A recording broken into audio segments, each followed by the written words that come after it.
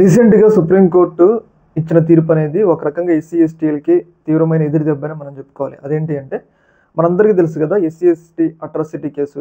SC, SC atrocity case యొక్క ముఖ్య ఉద్దేశ్యం ఏంటి అంటే ఎవరైనా ఆ ఎస్సీల మీద గాని, ఎస్టీల మీద గాని కులం పేరు మీద దూషించినా గాని వాళ్ళని అవమానపరిచినా గాని ఈ యొక్క చట్టాన్ని ఆధారం చేసుకొని ఇప్పటి వరకు కూడా పోలీస్ స్టేషన్‌లో కేసు నమోదవుతా ఉండేది. ఈ చట్టానికి చాలా పవర్‌ఫుల్ ఎస్సీ, ఎస్టీ చట్టం కేసు అంటే.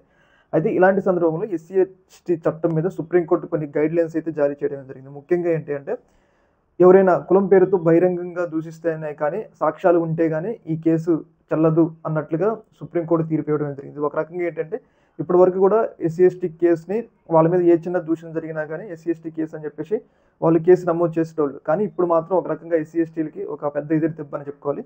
బహిరంగంగా దూషిస్తేనే అది కూడా సాక్షులు ఉంటేనే ఎస్సీ, ఎస్టీ కేసు చెల్లుతదని చెప్పేసి సుప్రీంకోర్టు ఒక సంచలనమైన తీర్పు అయితే ఇవ్వడం జరిగింది.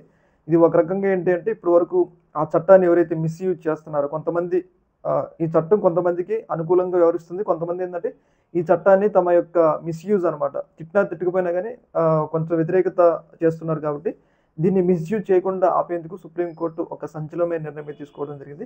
ఇక నుంచి ఎస్సీ, ఎస్టీ చట్టం నమోదు చేయాలంటే బహిరంగ దూషణ అలాగే సాక్ష్యాలు కూడా ఉండాలని చెప్పేసి సుప్రీంకోర్టు చెప్పడం జరిగింది. మరి దీని మీద ఎస్సీ, ఎస్టీ సంఘాలు ఎలా స్పందిస్తాయని చూడాలి. ఈ యొక్క ఇష్యూలో మీ యొక్క అభిప్రాయం తెలియజేయండి. ఓకే.